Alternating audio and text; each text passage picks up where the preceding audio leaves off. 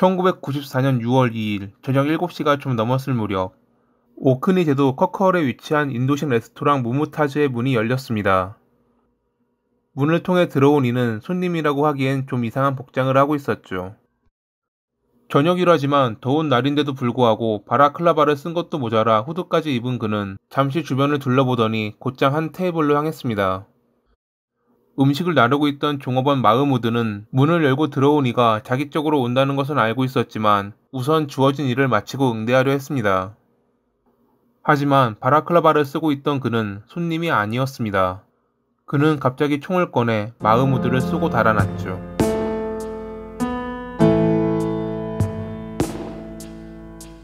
방글라데시에서 태어나 국립대학교에서 경제학 학위를 딴 마흐무드는 런던에서 변호사로 일하는 형처럼 되고 싶었습니다. 진지하게 만나던 여자친구와의 관계가 다른 친구들 때문에 약간의 문제가 생겨 기분 전환 겸 형이 있는 런던에 갔다가 변호사가 되고 싶다는 생각을 가진 것이었죠. 처음에는 열심히 공부하는 듯 보였지만 얼마 뒤 그의 열망은 식었고 한동안 영국에 머무르며 웨이터로 일하는 선택을 합니다. 돈이 모이면 다른 지역을 돌아다니며 여행을 즐겼던 그는 어느덧 북단부에 위치한 오크니 제도까지 가게 되었죠. 바다에 잠겼던 스코틀랜드의 산지가 다시 해상의 모습을 드러내 약 70개의 섬으로 구성돼 2만 명이 넘는 인구가 거주하는 오크니 제도는 아름다운 자연 환경을 자랑하며 매년 이를 보고자 찾는 여행객으로 붐비는 곳입니다. 마흐무드 역시 이곳의 매력에 빠져들어 당분간 정착하기로 했고 마침 커커홀에 위치한 인도식 레스토랑 무무타즈에서 종업원을 구하는 광고를 보고 지원했습니다.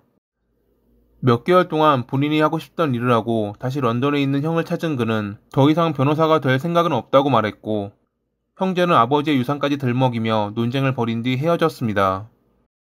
당시 형은 동생이 여자친구가 있는 방글라데시로 돌아갈 것이라 생각했지만 예상과는 달리 그는 커커홀로 향했습니다. 그가 오크니 제도에서 다른 여성을 만나 사귀고 있었기에 그런 선택을 한 것인지는 모르겠습니다.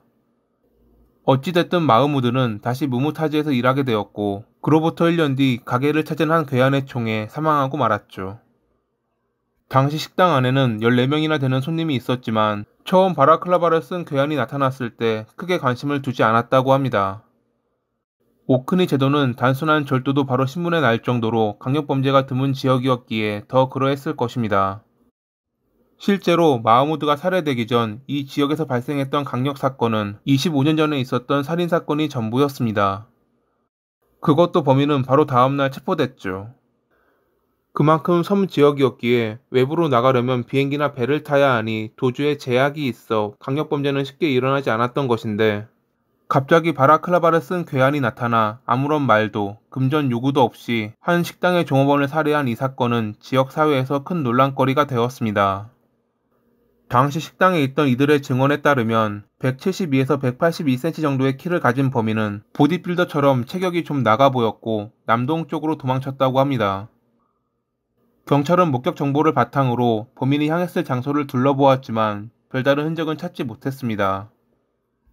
그날 범행이 일어나기 전 무무타즈 건너편에 있는 공중화장실에서 후드를 입은 이가 배회하는 것을 보았다는 이와 2시간 전 근처 골목에서 건장한 체격의 남자가 배회하는 것을 보았다는 이가 나타났지만 하나같이 그들의 얼굴은 보지 못해 별다른 진척은 없었죠.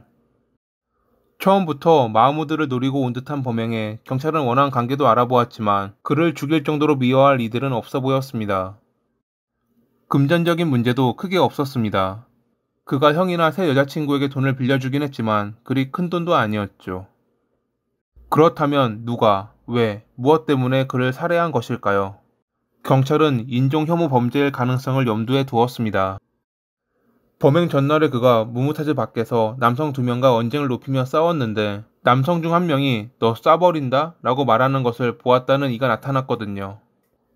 남성의 억양이 현지인이 아니었다는 증언으로 외지에서 온 이들을 중심으로 조사했지만 이번에도 별다른 결과는 얻지 못했습니다. 범인이 현장에 남긴 유일한 증거는 한 발의 총알과 탄피였는데 무기 전문가이자 경찰인 에드먼드는 이 총알이 불법 루트를 통해 오크니 제도로 건너왔을 것이라 주장했습니다. 이러한 종류의 총알은 1970년대 영국 군인들이 쓰던 것으로 당시 품질의 이유로 대부분 바다에 버려졌고 그중 남은 것들이 불법으로 거래되었거든요. 그나마 이러한 작은 단서로 조사를 이어가던 중 갑자기 에드먼드가 자기 집에도 이와 동일한 총알 두 상자가 있다는 말을 꺼냅니다. 이제는 일반적으로 구하기 어려운, 그것도 범인이 사용한 총알과 동일한 것을 경찰인 그가 갖고 있다는 말에 동료들은 출처를 물었는데 에드먼드는 정확히 기억나지는 않고 어디인지 모를 사격장에서 가져왔을 것이라 답했습니다. 하지만 그가 이것을 밝힌 시점이 총알의 종류를 알고 나서 2주가 지난 뒤였기에 몇몇 이들은 그를 의심스러운 눈으로 바라봤죠. 그러자 그는 옛 친구인 해군 장교 제임스에게 받은 것이라 말을 바꿨고 제임스 역시 그에게 두 상자를 주었다고 증언했습니다. 두 상자에 들어있던 총알은 사용되지 않았기에 에드먼드는 결백해 보였죠. 다시 수사는 원점으로 돌아와 별다른 용의자도 없는 상태에서 경찰은 한 가지 중요한 제보를 받습니다. 범행 2주 전 인근 숲지역에서 바라클라바를 쓰고 후드를 입은 남성이 마치 특공대를 흉내내듯 나무 뒤에 숨거나 벽에서 뛰어내리는 것을 보았다는 제보. 이를 보았던 이들은 인근에 사는 모녀로 그녀들의 말에 따르면 남성은 30분 동안 그 행동을 반복했다고 합니다. 잠시 남성이 바라클라바를 벗어 얼굴을 보았다는 그녀들은 범행이 발생하고 3개월 뒤 그를 인근 가게에서 보았다고 주장했습니다.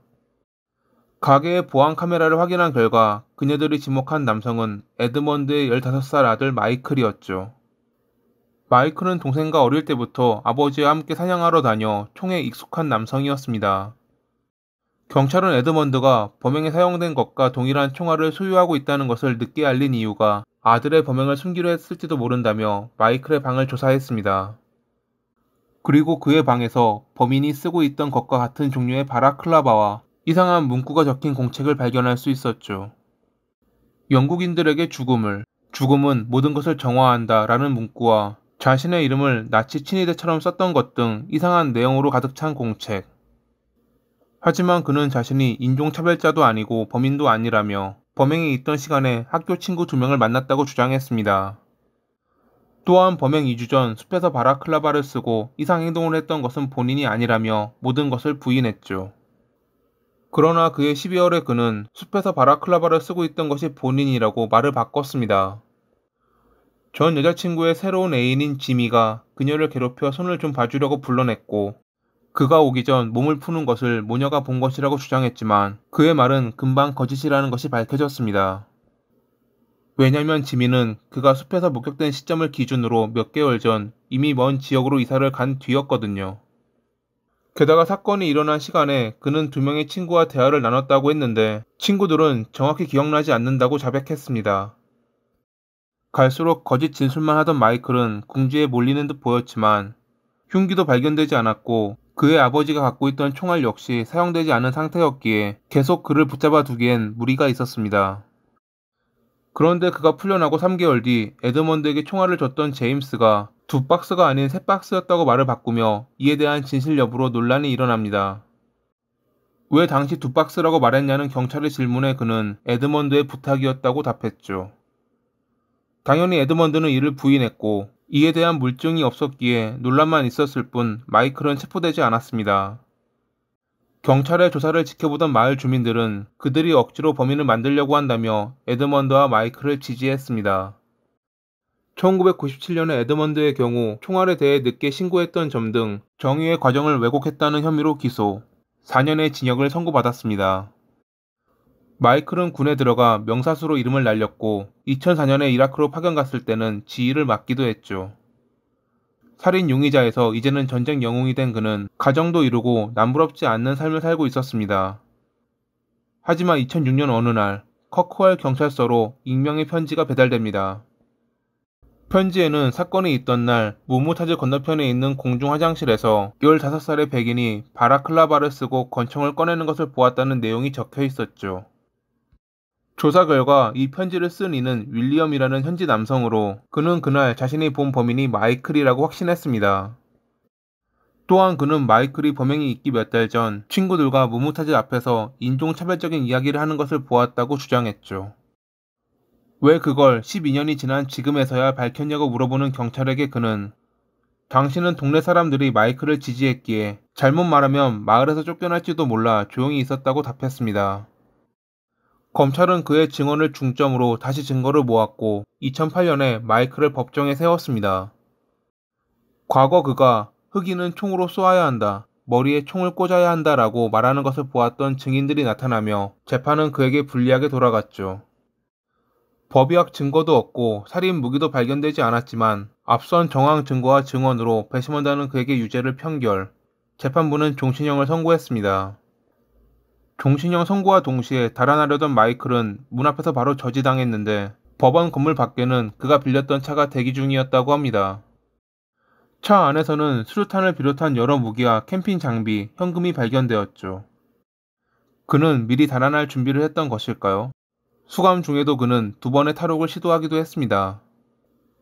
몇몇 이들은 지금은 마이클의 키가 172cm이긴 하지만 범행이 일어났을 당시 15살이었던 그의 키가 남동생보다 작았다며 무무타지에서 범인을 보았던 이들의 증언과 맞지 않는다고 주장하는 등 여전히 그를 지지하고 있습니다. 과연 그는 다른 인종을 혐오해 범죄를 일으킨 나쁜 사람이었을까요? 아니면 살인자 만들기에 억울한 피해자일까요? 오늘의 이야기는 여기까지입니다. 여러분의 의견은 어떠한지 댓글로 남겨주세요. 항상 시청해주셔서 감사합니다.